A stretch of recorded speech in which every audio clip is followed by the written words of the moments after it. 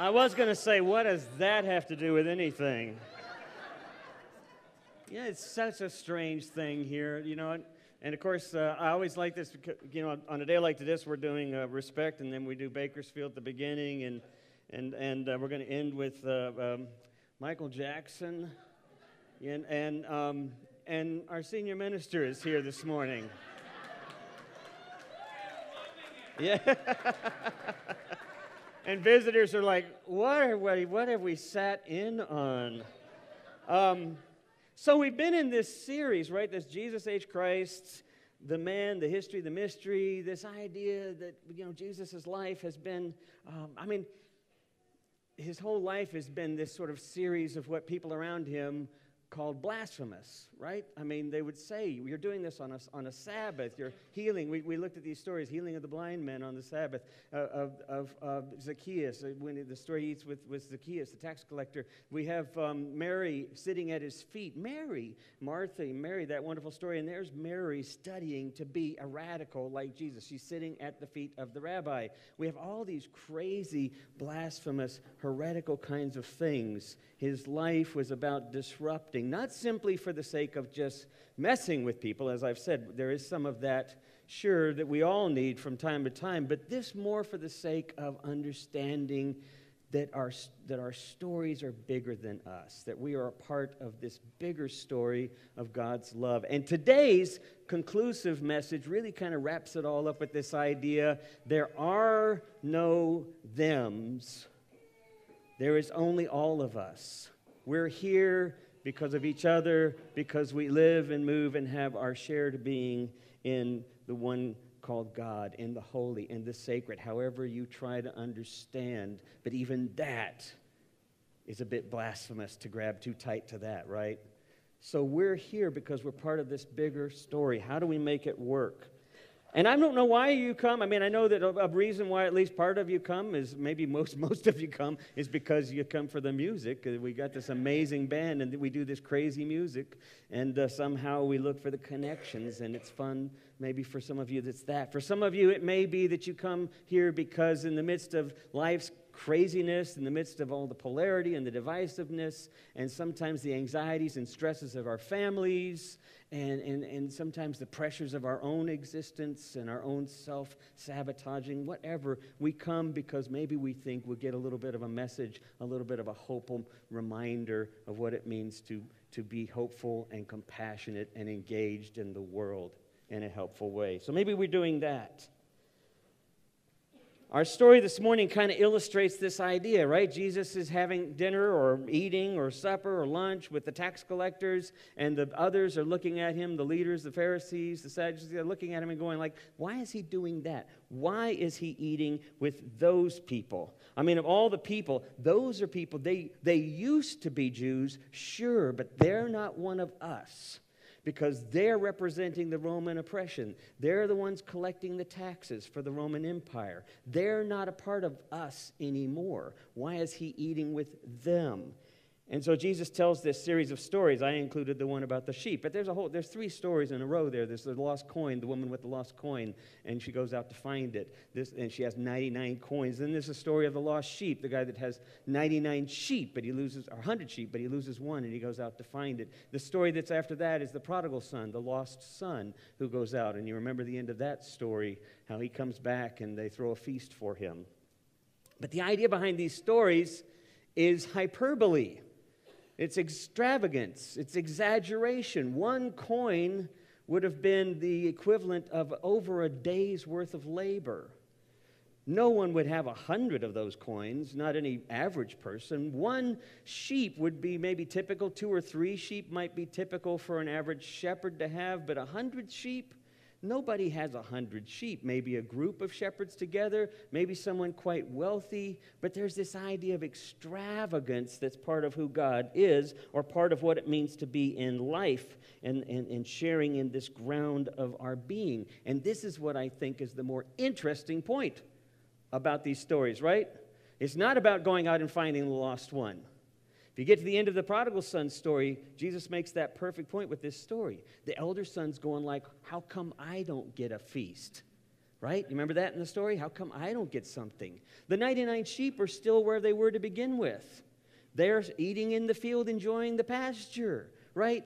The whole point of it is not going and finding it. Jesus is saying, what about the people already in the midst of God's grace, or in the midst of lavishness, in the midst of life, who have completely forgotten about it, right? Us not remembering that we're already in the midst of this feast. We're already on the mountain that God has set aside and removed the veils between us. But we're the ones, and I'm speaking universally, who have trouble theming one another. Right? Theming. We make others into them versus us. In 11:11, we get to make up words. I do, right? We them one another, right? We do that. We them others. We do it in casual ways. We're sitting at a booth in a restaurant. Someone's on the phone behind us, and they're talking on the speakerphone, and we can't get it out of our heads. And we're looking back like, why are you doing that? Or we're at a theater, and somebody sits in front of us who's too tall, and they're just not being considerate of the rest of us, right? I mean, it's easy for us to think of them as gays or lesbians or straights or women and men or Muslims and Christians.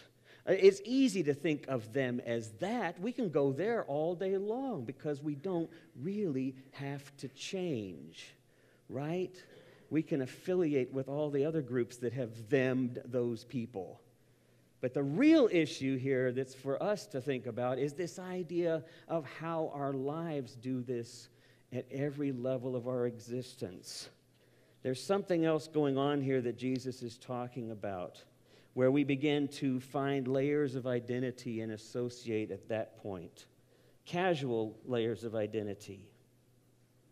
I think what Jesus Christ was doing and or I should say Jesus H. Christ, what he was doing and what other mystics have done and poets have done since the earliest days is this idea that the only sustainable reality, the ultimate truth of God's kingdom, is that seeing everyone, seeing all of life, is as us. Now think about that for a second.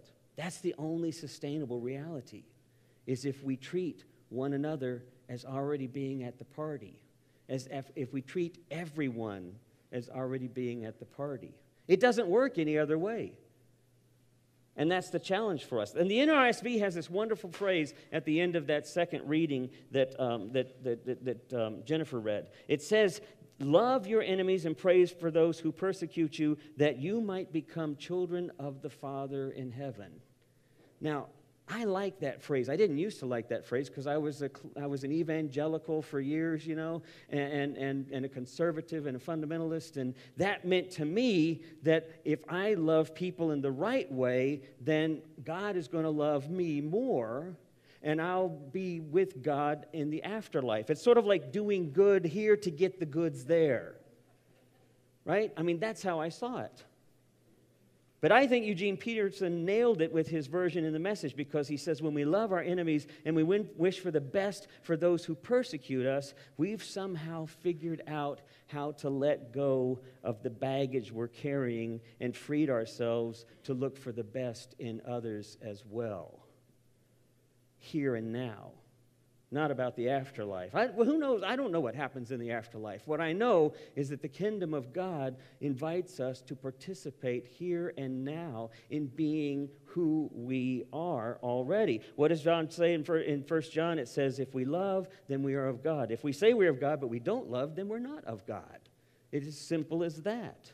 We are participating in God's presence in the ground of our own being by not theming one another, but by, in fact, finding our connectedness with one another, even with our supposed enemies. I mean, it's a kind of a crazy idea, right? It's that we don't have to somehow figure out a way to participate in God's divinity because we are a part of God's divinity. You should be going like, what? I mean, we're sitting around thinking, well, I wonder what I'm going to do. And I'm thinking, take your divinity and run. You know, do something with your divinity, because we are part of God. We are part of the ground of this being, this reality in the world. We are the hope in this world, right? But we get caught up in the theming. I do it too. I do it all the time. My kids aren't here, or they'd be going amen right now. Or Melinda. I mean, we do it all the time. We struggle with this. But here's why I think we do this. Because I think we sometimes find it easy to hang our baggage on others. You know what I mean by that? I mean, Carl Jung would say that when you are really angry with somebody else, you know, the analytical psychologist in the early 20th century, he would say that when we get really upset with other people, what's really happening there is that we are projecting something that really we can't look at in ourselves, right? Our kind of, he calls it the shadow, it's that idea. So it's easy to kind of hang that stuff on others. And why others bother. If we were already in the party, we'd be going like, I don't know why you're having trouble right now. I'm part of this party. Come on over here and join me in this party. The person talking on the phone, I'd look back and smile going like, what are y'all talking about? Y'all just, I'm fine. I'm listening. Go on. What are you talking? I mean, it's not getting mad at you. That's my issue. Right? I got to learn to let go of that baggage. Edgar Allan Poe, believe it or not, Edgar Allan Poe, he was one of my favorite writers as a kid growing up. When my son was reading these R.L. Stine books, I think there's a movie out right now by R.L. Stine, you know, the younger kids read that. I looked at him and I said, nah, that's not good scary stuff. You need to read Edgar Allan Poe. And he was like 11 at the time, you know, so that's why he's the way he is. But I loved Edgar Allan Poe. And I love these stories because they deal with these psychological elements and not just terror, horror, gruesomeness, but these psychological. So he had this wonderful story. I'll summarize it very quickly. It was called A Descent into the Maelstrom. So it's about these two brothers that go out fishing, and they go out to this part of the sea that's known for great fishing, but it's also known to be kind of tricky, unpredictable. And they get out there, and it's a beautiful day, and they're catching lots of fish, and they're on this sizable boat when all of a sudden a storm comes out of nowhere, and the waves are kicking up all about the place, knocking the ship right and left, and a maelstrom starts to form, a big whirlwind, a big swirl in the ocean. And they're on the outside of it on these waves, but they start to cling to things for safety, right? So one brother's in the back, and he's clinging to this hollow, empty barrel that's strapped to the hull, and the other brother's up at the front clinging to the anchor ring that's fixed to the boat. And after a while, as the boat starts to move towards this maelstrom, he starts to notice that it's going to be over. There's no hope for them. But as it gets further and further into the maelstrom, the brother in the back starts to notice something. He does two things. First thing he does is he says, there's nothing I can do. There's nothing we can do. Everything is going to get sucked into this hole. And so he takes a breath and just notices stuff. And he starts to notice that some things are going straight down into the darkness, while other things are floating around on the edge. The lighter things are floating around. So he runs to his brother up front, and he says, come back quick and grab this. Well, he doesn't. He kind of crawls up there, but his brother clings to the front and won't let go. And so what the brother in back does is he unstraps the barrel and leaps into the darkness. And within a few moments, the ship is taken down with the first brother. The second brother later on in the day comes floating up out of the water and is found later that afternoon. There's this thing about others that we can't let go of. And maybe that's the key to finding this way towards to cease the theming of others, right? Is by forgiving ourselves. Not others. I mean, forgiving others is, again, not really their issue. It's our issue. It's what we're not letting go of that keeps dragging us in the spiral. We have to learn to let go. This lightness of our divinity, this lightness of being a part of this party. I want to close with a thought here real quickly.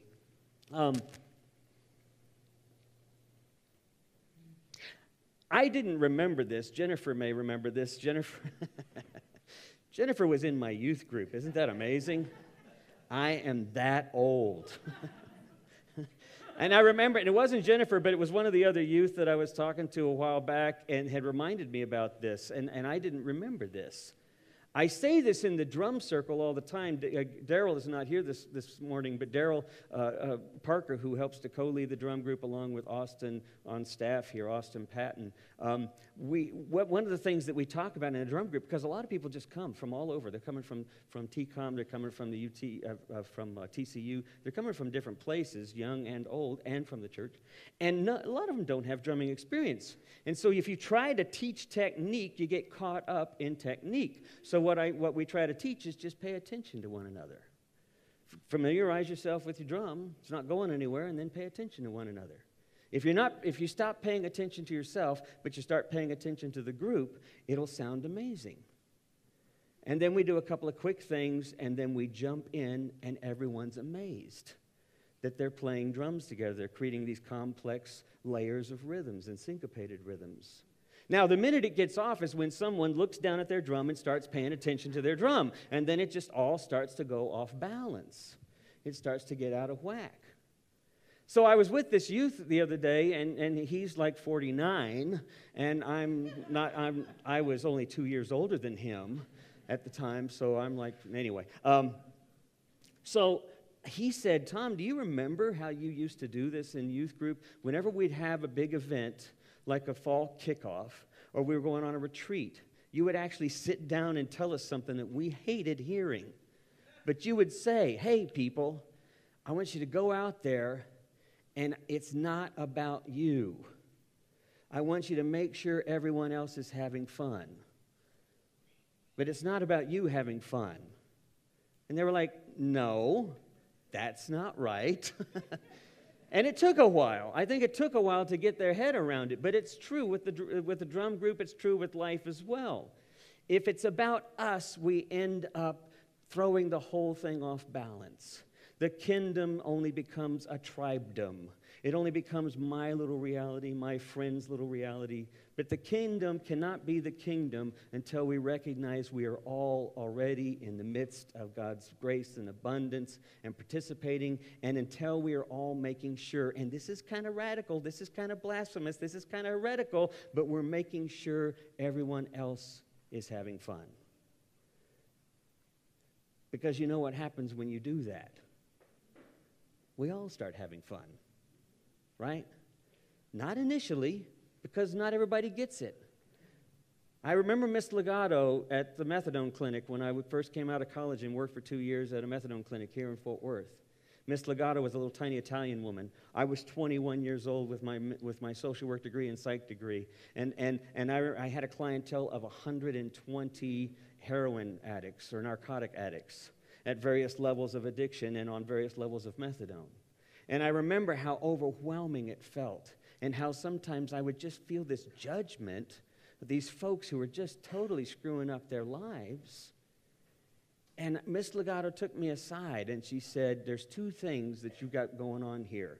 The first is you're upset because you think this is about you. And it's not. And the second thing you're upset about is you think that's who they are. They're not. Because who they are is what they've lost. And if you can remember that, you can get past what you don't like. And that's the key, I think. That's what it means to remember there are no thems, there is only us and the party.